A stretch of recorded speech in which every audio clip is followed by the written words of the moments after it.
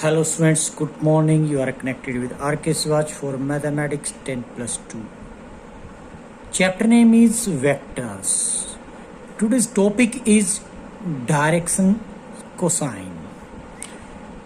तो वेक्टर के अंदर डायरेक्शन कोसाइंस क्या होते हैं, किसको कहते हैं? ये एक्स एक्सिस, ये वाई एक्सिस, ये जेड एक्सिस है, जो कि आपस में ये परपेंडिकुलर होते हैं. एक्स वाई के, वाई जेड के, तो जेड ऑटोमेटिकली एक्स के रहेगा. और ये ओपी कोई वेक्टर है जिसको हम आर वेक्टर बोल रहे हैं. पी इज एनी पॉइंट जिसका एक्स वाई जेड के लिए कोऑर्डिनेट्स की बात करें तो ए बी सी, यानी कि एक्स एक्सिस से ए के डिस्टेंस पे, वाई एक्सिस से बी यूनिट के डिस्टेंस पे है और जेड एक्सिस से सी यूनिट के डिस्टेंस पे है. और अगर हम बात करें एक्स एक्सिस के बिटवीन और इस वेक्टर के बिटवीन, एक्स एक्सिस और वेक्टर के बिटवीन एंगल की बात करें तो अल्फा है. वाई एक्सिस और इस वेक्टर के बिटवीन बीटा एंगल है.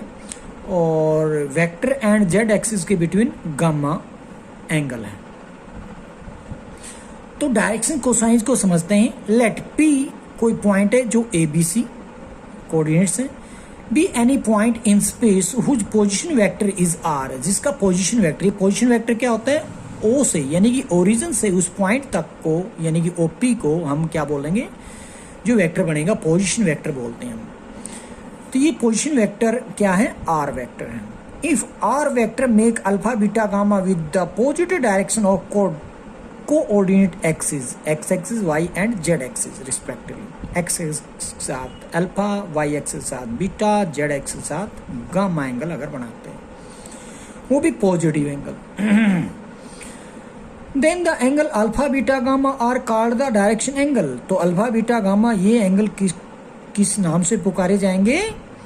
Direction angle of vector R. And cosines of direction angles, और इन्हीं को हम क्या बोलेंगे? कोसाइंस ऑफ डायरेक्शन एंगल, जिसको हम बोलेंगे cos alpha, cos beta, cos gamma. These are called its direction cosines. These are usually denoted by L M N, यानी कि कोस अल्फा को एम लिख देते हैं, कोस बीटा को एम लिख देते हैं, कोस गामा को एन लिख देते हैं. इस तरीके से हम कह सकते हैं एल तो कोस अल्फा के बराबर आ जाएगा, एम कोस बीटा के, एन कोस गामा के. क्या है ये? Direction cosines. अब बात करते हैं डायरेक्शन रेशियो की. क्या होता है direction ratios? 3 numbers A B C proportion to the direction cosines. 3 number हैं जो कि ए बी सी, वो डायरेक्शन कोसाइंस के साथ प्रोपोर्शनल है.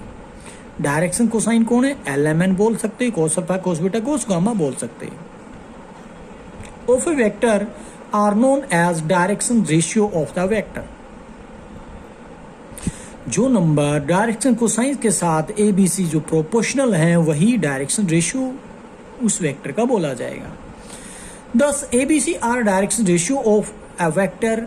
अगर इस तरीके से हम बात करें कि ए बी सी जो है डायरेक्शन रेशियो वेक्टर के, कब रहेंगे? जब एल अपॉन ए, यानी कि एल क्या चीज है? Direction cosines. M is equal रहेगा एम बाई बी, वो भी डायरेक्शन कोसाइन है, is equal to N by C.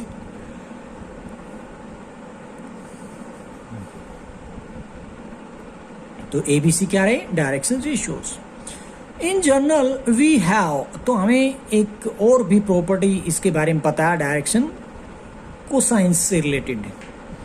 Direction cosine की बात कर रहा हूं मैं, अब ये डायरेक्शन रेशियो नहीं है. तो डायरेक्शन कोसाइन में क्या होता है? L square plus M square plus N square is equal to 1, यानी कि cos square alpha plus cos square beta plus cos square gamma is equal to 1. यू भी बोल सकते हैं आप इसको. बट ध्यान रहे, A square plus B square plus C square is not equal to 1, यानी कि डायरेक्शन कोसाइन के स्केयर का सम इक्वल नहीं होता है 1 के. तो मैंने किसका स्केयर का सम 1 बोला है? डायरेक्शन कोसाइन के स्केयर का सम 1 का है. अब बात करते एडिशन.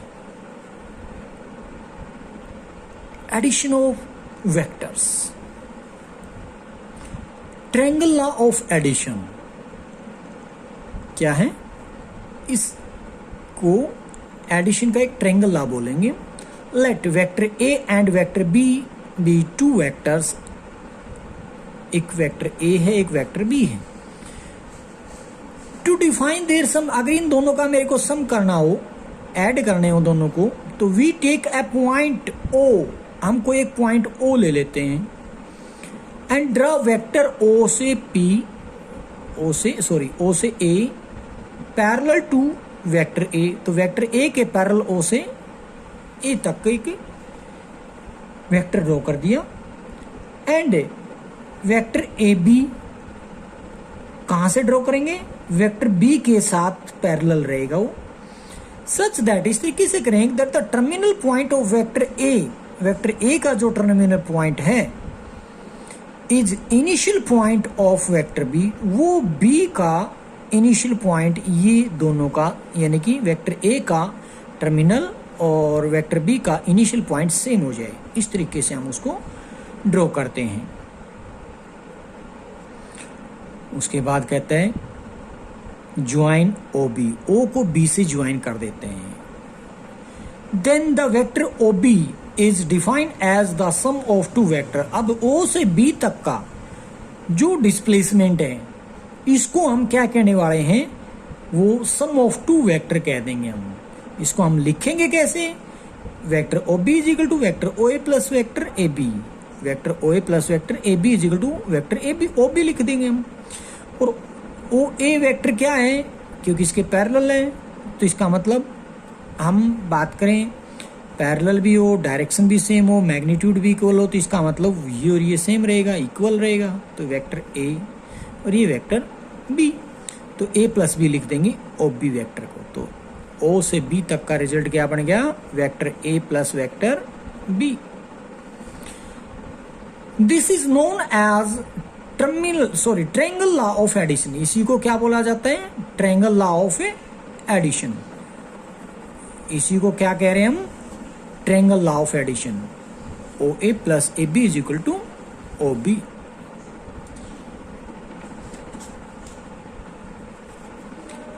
वेक्टर की फर्स्ट एक्सरसाइज शुरू कर रहे हैं।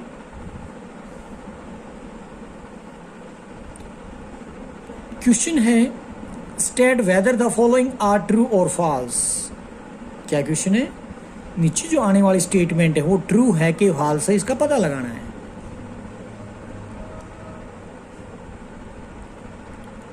फर्स्ट स्टेटमेंट में कहा vector A and negative vector A R collinear.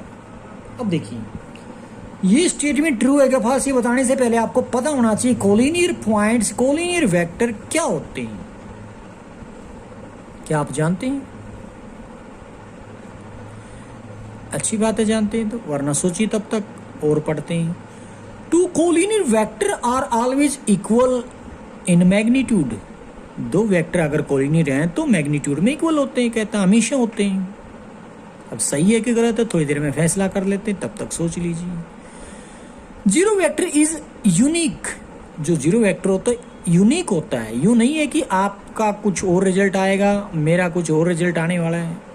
तो जीरो वेक्टर का जो होगा वो यूनिक होता है। Two vectors having same magnitude are collinear. दो वेक्टर हैं जिसका मैग्नीट्यूड सेम है, तो कह रहा है वो कोलिनियर है। तो फिर से वही बात, कोलिनियर की डेफिनेशन पता होनी चाहिए, उसके ऊपर ही हम बताएंगे ट्रू है कि फॉल्स है। And next, two collinear vector having the same magnitude. दो वेक्टर जो कि कोलिनियर है, मैग्नीट्यूड भी सेम है, वो दोनों के दोनों वेक्टर को मैं इक्वल कह दूं। ये कहता है, मैं नहीं कह रहा हूं, दे आर इक्वल। तो अब इसके ऊपर हम डेफिनेशन की बात कर रहे थे बार बार। कोलिनियर की डेफिनेशन क्या होती है, जीरो वेक्टर क्या होता है, और दो ही बातें, यानी कि यहाँ पर दो ही वर्ड जो है ना बार बार आगे पीछे आ रहे हैं। तो इसी के ऊपर हम इस स्टेटमेंट को बता पाएंगे ट्रू है कि फॉल्स। तो सबसे पहले हमने बात की थी कोलिनियर की डेफिनेशन क्या होती है, कोलिनियर वेक्टर कौन से होते हैं। तो सबसे पहले आपने पढ़ा vector A and negative vector A R collinear. ये कहता है नेगेटिव ए का मतलब क्या है, कोई वेक्टर ए है उसका नेगेटिव होने का मतलब डायरेक्शन अपोजिट है, बाकी तो सब सेम है, बाकी तो वही है, बस डायरेक्शन अलग से है। तो क्या उसको मैं कोलिनियर बोल दूं? तो बात किस पे आ रही है? कोलिनियरिटी के डेफिनेशन पे आ रही है। यस, तो ये ट्रू है। कैसे ट्रू है? इसी की डेफिनेशन आपको रखनी है। क्या रखेंगे? लिखा हमने ट्रू। क्यों? रीजन भी दे रहे हैं। As the vectors A and vector negative A have the same line, वो एक ही लाइन है, सेम लाइन ऑफ सोर्स, एक ही लाइन के साथ पैरेलल है, यूं कह लो, चलो एक ही लाइन है, यूं भी कह सकते थे। अब एक ही लाइन के साथ पैरेलल होंगे तो इसका मतलब क्या हो जाएंगे? कोलिनियर। यही तो डेफिनेशन थी कोलिनियर की। जो वेक्टर एक लाइन के साथ पैरेलल होते हैं वो वेक्टर कोलिनियर बोले जाते हैं। यही हमने पढ़ा था पीछे। इसका मतलब ट्रू हो गया।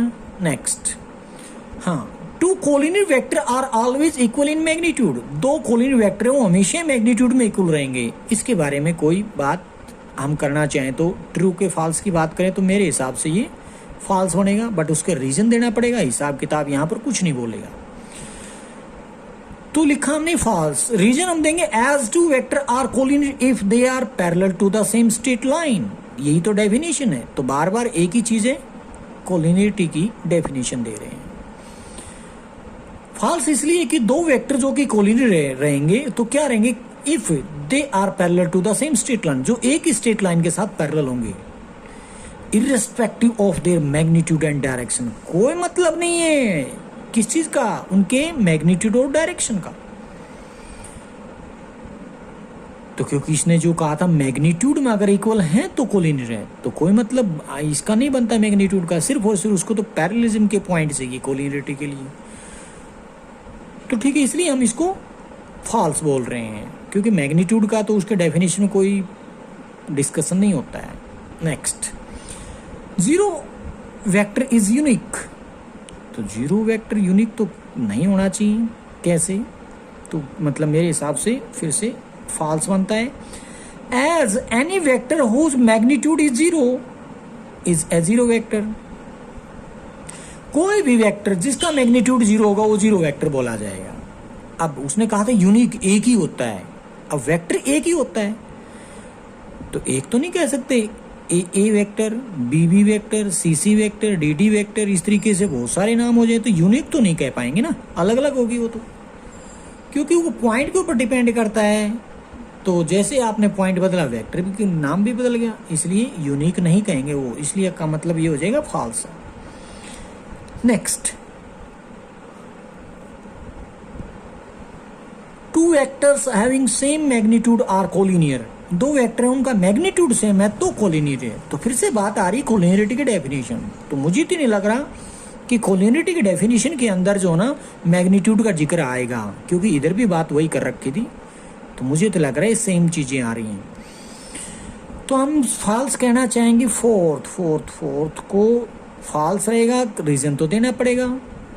As two vectors of same magnitude may have different line of support. दो ऐसे वेक्टर जिनका मैग्नीट्यूड सेम हो वो अलग डिफरेंट यानी कि डिफरेंट लाइन का सपोर्ट भी हो सकते हैं। अलग अलग लाइन पे भी दोनों वेक्टर हो सकते हैं। अब अगर वो अलग अलग लाइन है, लेंथ में इक्वल है, मैग्नीट्यूड में इक्वल है, तो जरूरी नहीं है कि वो पैरेलल ही हो। तो इसलिए हम इसको फॉल्स बोल रहे हैं। किसको? उसने बताया था कि कोलिनियर है। नेक्स्ट, टू कोलिनियर वेक्टर, अब की बार खुद कह रहा है कि दो वेक्टर कोलिनियर है। Having the same magnitude are equal.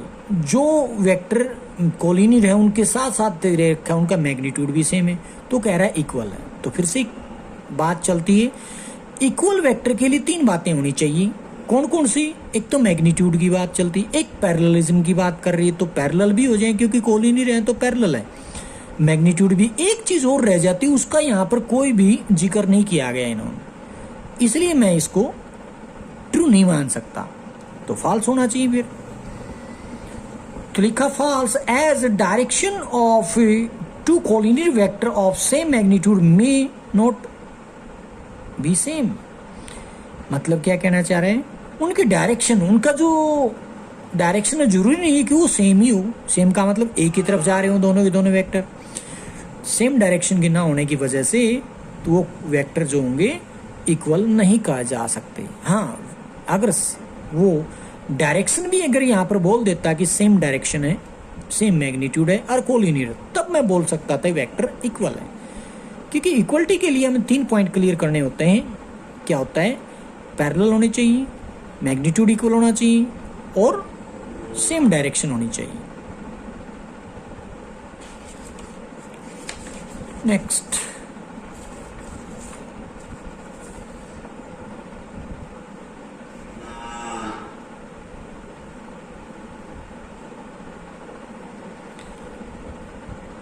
If vector A is a non zero vector. क्या कहा? If vector A is a non zero vector. Non zero का मतलब जो वेक्टर जीरो नहीं है, जिसका मैग्नीट्यूड कुछ ना कुछ रहेगा जीरो के, इससे बढ़कर है। फाइंड ए स्केलर के, कोई स्केलर के का पता लगाना है, सच दैट, इस तरीके से है कि magnitude of K into vector A is equal to 1। Magnitude of K into vector A is equal to 1 दिया गया है और ए जो वेक्टर है वो नॉन जीरो वेक्टर है, नॉट इक्वल टू जीरो, उसका मैग्नीट्यूड जीरो के इक्वल नहीं है। हमें के की वैल्यू का पता लगाना है। चलिए इसको आप कैसे लिख सकते हैं? तो magnitude of K into vector A is equal to 1 दिया गया है। मैं अलग अलग से मैग्नीट्यूड डाल देता हूँ, के का मैग्नीट्यूड अलग डाल देता हूँ, वेक्टर ए का मैग्नीट्यूड अलग डाल देता हूँ। तो इस वेक्टर ए को उधर भगा देंगे तो के को अकेला कर सकते हैं। तो मैग्नीट्यूड ऑफ के इज इक्वल टू 1 अपॉन में मैग्नीट्यूड ऑफ वेक्टर ए, और ए का जो वेक्टर है उसका मैग्नीट्यूड जीरो नहीं हो सकता क्योंकि नॉन जीरो बोला, और समथिंग अपॉन जीरो हो जाता तो नॉट डिफाइन होता। तो अब इसका मतलब ये डिफाइन होएगा, तो के की वैल्यू एग्जिस्ट की जा सकती है। तो के की वैल्यू अगर मैं यहाँ से मैग्नीट्यूड को खत्म करता हूँ तो इसका मतलब वहां पर वो प्लस भी हो सकता है, माइनस भी हो सकता है। तो इसलिए मैं लिखूंगा K is equal to plus minus 1 upon में magnitude of vector A. K की वैल्यू निकालनी थी, निकल गई। Next, if vector A is equal to vector B, क्या कहते हैं? अगर वेक्टर ए जो है वेक्टर बी के इक्वल है, मतलब ये दे रखा है, इज इट ट्रू, क्या ये सही है that magnitude of vector A is equal to magnitude of B? तो मैं तो मान लेता हूं। चलिए मानना बाद में है, कैसे मानेंगे वो आगे चल के बताएंगे, पहले एक बार क्वेश्चन को पढ़ लेते हैं। If magnitude of vector A is equal to magnitude of vector B, is it always true that a vector A is equal to vector B? ये तो कोई जरूरी नहीं है। चलिए क्यों जरूरी नहीं, इसका भी जवाब देंगे। नेक्स्ट है, if magnitude of vector A is equal to magnitude of vector B,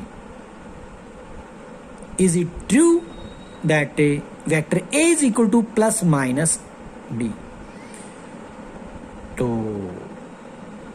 इसके बारे में क्या विचार है? तो इस तरीके से हम पहले फर्स्ट के ऊपर चर्चा करते हैं। क्या कहा है? Vector A is equal to vector B. पहले से दोनों वेक्टर इक्वल दे रखे, दो वेक्टर इक्वल दे रखे, वेक्टर ए वेक्टर बी के साथ पैरेलल भी है, मैग्नीट्यूड में भी इक्वल है और डायरेक्शन भी सेम है। तो वहां पर इसने क्या पूछ लिया? मैग्नीट्यूड पूछा है। तो इसका मतलब क्या होना चाहिए? Vector A and vector B equal होने का मतलब होता है कि vector A and B are equal, ठीक है।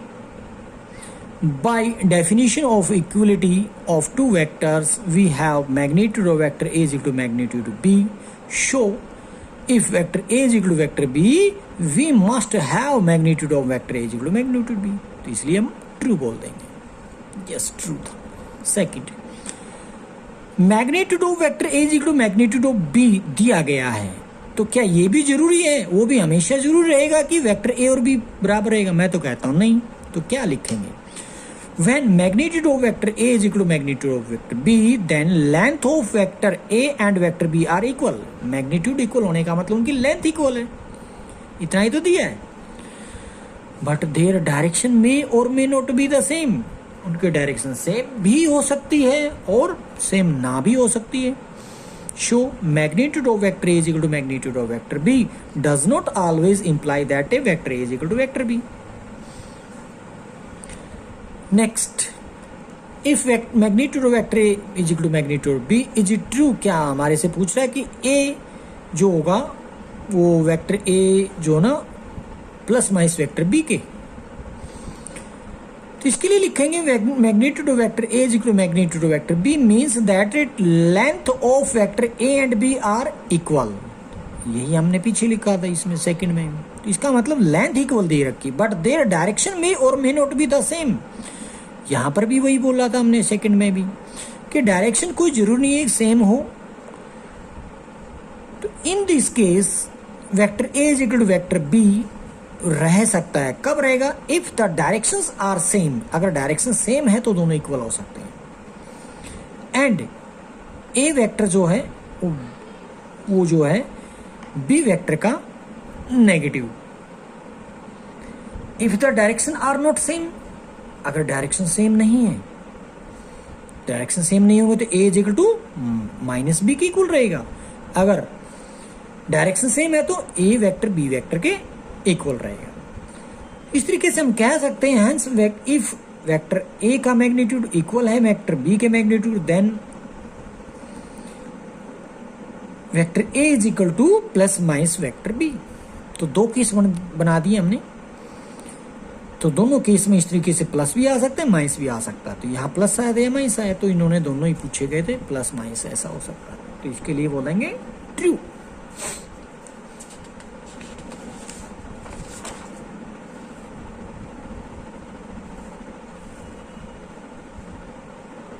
Fourth, prove that negative of vector negative A is equal to A. अब कहोगे इसमें प्रूव क्या करना है? माइनस से माइनस प्लस हो जाना है, एक इक्वल आ जाना है। ठीक है, गलत नहीं आपकी सोच, ठीक, बट उसको प्रूव करने के लिए कहा गया है। तो आप इसके बारे में छोटा सा तो कुछ लिखने को बनता है। तो हम लेट कर लेते हैं वेक्टर ए को A B vector. Vector A को हमने ए बी वेक्टर लेट कर लिया गया है। तो ए का नेगेटिव में दोनों, यानी कि दोनों तरफ से अगर मैं नेगेटिव से मल्टीप्लाई कर लेता हूं, तो मैंने लेट किया है, गिवन नहीं है। तो दोनों तरफ से जब नेगेटिव साइन से मल्टीप्लाई करोगे तो minus vector A is equal to minus of vector A B लिखोगे आप। अब minus of vector A B को आप लिख सकते हो वेक्टर बी ए। अब कहोगे क्यों? क्योंकि इसके डायरेक्शन चेंज कर दी, एक वहां से नेगेटिव आ जाए, एक पहले से तो पॉजिटिव हो जाना है। तो इसको negative of A B vector को वेक्टर बी ए लिख दिया। अब दोबारा से मैं इनको नेगेटिव साइन से मल्टीप्लाई करना चाहता हूँ, क्योंकि ये लेफ्ट हैंड साइड का रिजल्ट हमें एक बार तो बना के दिखाना पड़ेगा। तो दोबारा से मल्टीप्लाई का साइन करता हूँ तो माइनस ए का नेगेटिव क्या होता है, इस तरीके से लिखेंगे। अब बी ए का नेगेटिव क्या हो जाएगा? बी ए का नेगेटिव ए बी लिख देंगे। और ए बी को हम क्या लेट करके चले थे? Vector A. इसका मतलब क्या आ गया अपने पास? Negative of negative vector A is equal to vector A. Hence proved. Next, ABCD is a parallelogram. ABCD is a parallelogram. अब पैरेललोग्राम क्या होता है? आगे बढ़ने से पहले, इस सम को समझने से पहले आपको उसकी कैरेक्टरिस्टिक का पता होना बहुत जरूरी है, उसकी डेफिनेशन का होना जानना बहुत जरूरी है। तो मैं ये बता दूं, मैं इस पैरेललोग्राम है तो अपोजिट साइड इक्वल भी होती है, पैरेलल भी होती है। तो AB is equal to DC होगा, AB पैरेलल टू DC होगा, और AD is equal to BC होगा और AD is parallel to BC होगा। AC बराबर जरूरी नहीं है BD के, मतलब अक्सर नहीं होता है, यूं कहूं तो गलत नहीं है। पैरेललोग्राम में अपोजिट एंगल इंटरनल की बात कर रहा हूं, इक्वल होते हैं। तो B और D एंगल इक्वल होते हैं, A और C भी एंगल इक्वल होते हैं। अगर आपने प्रूव करना है तो इसके लिए डेफिनेशन में क्या मतलब, क्या कितना काफी है? अगर ये प्रूव करना होगा तो अपोजिट साइड्स इक्वल और पैरेलल शो कर दो एक पेयर, या तो दोनों पेयर को पैरेलल शो कर दो, या फिर एक पेयर उठा रहे तो उसको पैरेलल भी शो करना पड़ेगा, इक्वल भी शो करना पड़ेगा। तो हम कह सकते हैं कि वो पैरेललोग्राम है। तो ये तो थी कैरेक्टरिस्टिक। तो हमें क्या मिला हुआ है? If vector A B is equal to vector A, vector A B को हमने वेक्टर ए बोल दिया, वेक्टर बी सी यहां से यहां तक उसको वेक्टर बी बोल दिया। देन शो दैट ए सी जो वेक्टर है यहां से यहां तक, वैसी ए सी जो वेक्टर है वो हमें शो करके दिखाना पड़ेगा ए प्लस बी के हैं, vector A plus vector B. And जो बी डी वेक्टर है वो B minus vector A, vector B minus vector B, यानी कि यहां से यहां तक बी डी, ये शो करके दिखाना है। ABCD is a parallelogram such that AB vector जो वेक्टर ए है दिया गया, बी सी वेक्टर को वेक्टर बी बोल रहा है। अब पैरेललोग्राम है तो अभी मैं आपको डेफिनेशन और कैरेक्टरिस्टिक बता के आया हूँ। अपोजिट साइड पैरेलल भी उसने खुद कहा है कि पैरेललोग्राम, ये आपसे पूछ नहीं रहा है कि नहीं है, पहले ही उसने मान लिया है, उसने दिया गया है कि पैरेललोग्राम है, तो इसका मतलब ये इसके इक्वल भी है, ये इसके पैरेलल भी है, एडीबीसी के इक्वल भी है, एडीबीसी के पैरेलल भी है, तो पैरेललोग्राम है। पैरेललोग्राम है तो इसका मतलब एसी जो ना नॉट इक्वल टू बीडी भी है एक तरीके से। शायद हमें जरूरत नहीं पड़ेगी इसकी, जो मैं अब बता रहा हूँ, तो जरूरत पड़ेगी अपोजिट साइड्स की। तो हम वहां पर ले रहे हैं A B equal to D C बोल दिया हमने, A B equal to D C, क्योंकि डायरेक्शन सेम है, ए से बी की तरफ है तो डी से सी की तरफ सेम डायरेक्शन है, लेफ्ट से राइट। और पैरेलल है क्योंकि पैरेललोग्राम के अपोजिट साइड पैरेलल होती है। एक काम और रह गया, डायरेक्शन भी होगी, पैरेलल भी हो गया और मैग्नीट्यूड और रह गया। तो इसका मतलब क्या होता है, अभी अभी मैंने कैरेक्टरिस्टिक में बताया गया पैरेललोग्राम के अपोजिट साइड्स इक्वल भी होती हैं, पैरेलल भी होती है, इक्वल भी होती है। तो पैरेलल हो गया, इक्वल हो गया और डायरेक्शन सेम होगी, तो इसका मतलब मैं कह दूंगा A B is equal to vector D C. और वो डी सी वैक्टर किसके इक्वल आ जाएगा, वेक्टर ए के इक्वल आ जाएगा। अब बात करते हैं बीसी। बीसी वेक्टर जो है इक्वल है किसके, एडी के। क्यों, क्योंकि पैरेललोग्राम की अपोजिट साइड्स इक्वल भी होती है, पैरेलल भी होती है। अब इसलिए डायरेक्शन बी से सी की तरफ जा रही है, इसकी भी ए से डी की तरफ जानी चाहिए, तो इसलिए हमने वेक्टर ए डी रख दिया इसके, जो कि वेक्टर बी के इक्वल रख सकते हैं। ठीक है। From the triangle A B C, एक ट्रायंगल ला यूज करेंगे अब इसके अंदर, ए बी सी। ट्रायंगल ला में क्या होता है, तो लिखा हमने by the triangle law of addition A C is equal to A B plus B C. ये ट्रायंगल लॉ हमें बताता है, ये हम पढ़ के आए अभी अभी। अब ए बी को हम ए कह रहे हैं, बी सी को वेक्टर बी कह रहे हैं, डाल दिया गया है, रख दिया गया है। तो आपने क्या प्रूव करना था, vector A C is equal to vector A plus vector B. Answer मिल चुका है। नेक्स्ट अगला पॉइंट है इसका बीडी के बारे में। तो बीडी, अब ये वेक्टर बी है तो ये भी वेक्टर बी रहेगा। अब ये हमने डिस्कस किया है, ये रखा हुआ। अब आप इस पे भी तो ट्रायंगल लॉ यूज कर सकती हो ना, बट कहोगे तो इसमें triangle law this plus this is equal to this, you भी तो बोल सकते हो, वहां से आप निकाल सकते हो। चलिए हम कैसे लिख रहे हैं, also from triangle A B D, A B D, इसके अंदर क्या लिखेंगे, मैं बी डी को लिख लेता हूं, बी से डी की तरफ जा रहे हो तो क्या रहेगा, बी ए प्लस में ए डी रहेगा। कौन बोल रहा है, ये ट्रायंगल लॉ बोल रहा है।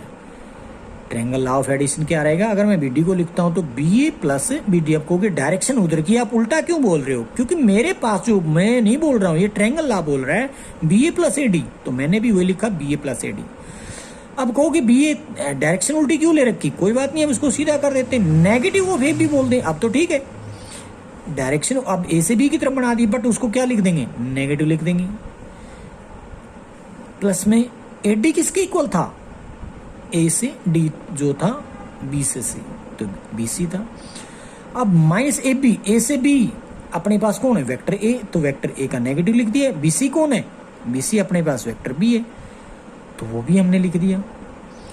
तो इसको आप लिख सकते हो बी माइनस वेक्टर ए। शायद हमें भी प्रूव करना था यही कि बी माइनस वेक्टर ए किसके, बी डी के इक्वल, हैंस प्रूव्ड।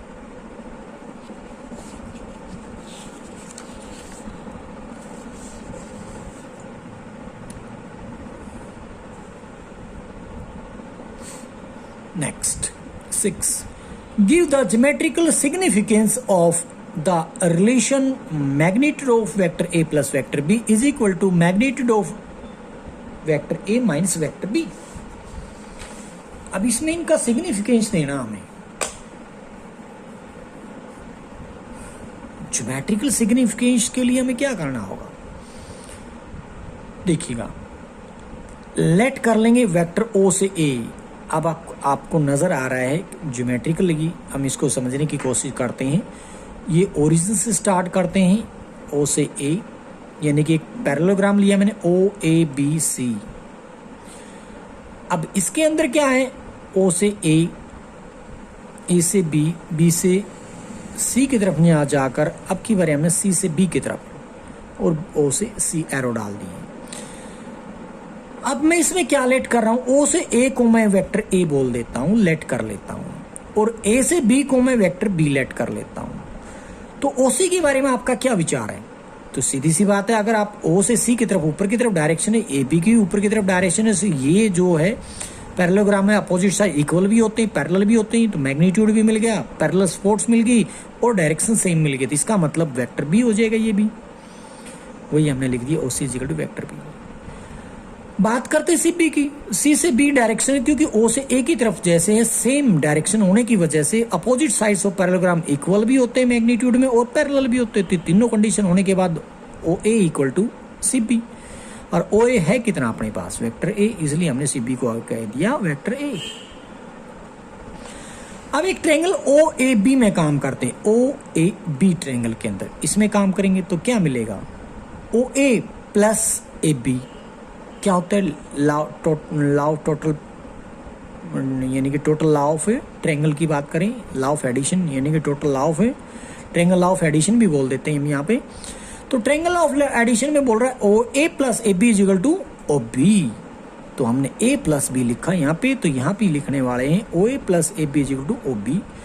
अब ओ से ए तक को ए कह रहे हैं, ए से बी तक को हम वेक्टर बी कह रहे हैं, और ओ बी वेक्टर को हम संभाल कर रख लेते हैं equation number first. O B को कुछ नहीं कह रहे हैं, वैसे तो ए प्लस बी आ चुका हमारे पास, तो इक्वेशन नंबर हमने फर्स्ट बोलकर आगे बढ़ गए। अब मैं बात करता हूँ ओ सी प्लस सी है, यानी कि in triangle O C B में काम कर रहे हैं, तो ओ सी प्लस सी बी क्या होता है, यानी कि ओ C vector plus C B नहीं, इसमें काम करेंगे ओ सी ए में, ट्रायंगल ओ सी ए में, तो ओ सी ए में ओ सी प्लस में C A, O C plus C A is equal to क्या बनेगा, ओ ए बनेगा। तो अब इसमें मेरे पास क्या चीज है, एक तो ओ सी की वैल्यू वेक्टर बी, क्या सी ए की वैल्यू है, नहीं है अभी तक, तो मतलब वो निकाल सकते, वो बात अलग है। तो हमने तो दो ही माने थे, ए ये था, बी ये था, बस दो माने थे, ये इक्वल होने की वजह से हमने मान लिए ये बी है, ये ए है। तो अब इसमें मेरे को दो ही वैल्यू का पता है, या तो ओ सी का पता है या ओ ए का पता है, तो ओ सी की जगह हमने रख दिया बी और ओ ए का जगह रख दिया हमने ए। अब यहां से मैं सी ए की वैल्यू निकाल लेता हूं, तो क्या बनेगा, vector A minus vector B, equation number second बोल देते हैं। अब हम बात करते हैं जो रिजल्ट उसने एक ज्योमेट्रिकल सिग्निफिकेंस की बात की थी, तो उसका रिलेशन उठाते हैं, magnitude of vector A plus vector B is equal to magnitude of vector A minus B vector. Then A plus B किसको बोल के आ रहे हैं, अब फर्स्ट इक्वेशन में ओ बी वेक्टर है, तो मैंने ओ बी वेक्टर डाल दिया, और ए वेक्टर बी, ए वेक्टर माइनस बी वेक्टर का रिजल्ट हमारे पास वेक्टर सी ए बोल दिया, हम बोल रखा है सेकंड इक्वेशन, वहां से उठाकर हमने ये सी ए रख दिया। अब दो वेक्टर यानी कि ओ बी वेक्टर के मैग्नीट्यूड बराबर दे रखा है सी ए वेक्टर का मैग्नीट्यूड, इसका मतलब इसको सिंपली ओ बी लिख सकते हैं, इसको सिंपली सी ए लिख सकते हैं। अब क्यों प्रश्न आ रहा होगा, ये वेक्टर का साइन यहाँ क्यों लगा रखा है, क्योंकि हम मैग्नीट्यूड निकाल चुके हैं, अब ये वेक्टर नहीं रहा, अब ये स्केलर बन चुका है। ओ से बी तक का डिस्टेंस जो रहेगा, सी से ए तक का डिस्टेंस, ये मैग्नीट्यूड बोला जाएगा, और मैग्नीट्यूड क्या होता है, एक स्केलर होता है। तो आपको नजर आए किसी वेक्टर का मैग्नीट्यूड क्या होगा, स्केलर आएगा। 10 the diagonals of parallelogram O ए सी, जो ओ ए बी सी जो एक पैरेललोग्राम था ओ ए बी सी, उनके डायगोनल कैसे हैं, इक्वल है अपने पास, ओ बी इक्वल टू सी, ये शो कर दिया। तो अभी हमने किसी पैरेललोग्राम के जो है डायगोनल शो करे हैं इक्वल, तो किसी भी पैरेललोग्राम के डायगोनल अगर इक्वल होते हैं तो डेफिनेशन आप सीख के आए हुए 7th 8th क्लास में आती होंगी, तो उसको आप रेक्टेंगल बोलते थे। तो इसी तरीके से मैं ओ ए बी सी को रेक्टेंगल बोलूंगा। तो लिखा हमने 10 the diagonal of parallelogram O A B C are equal, hence O A B C is a rectangle and therefore O A is perpendicular to O C. O A जो है O C के साथ perpendicular 90 degree का angle इन दोनों के बीच में। Vector A and vector B are perpendicular, तो वेक्टर ए और वेक्टर बी कैसे हैं, परपेंडिकुलर हैं। तो ये था इसका ज्योमेट्रिकल सिग्निफिकेंस। तो vector A is perpendicular to vector B, तो इस रिलेशन के बारे में बोल किया है। आज के लिए इतना ही, बाकी कल करेंगे आगे। Thank you.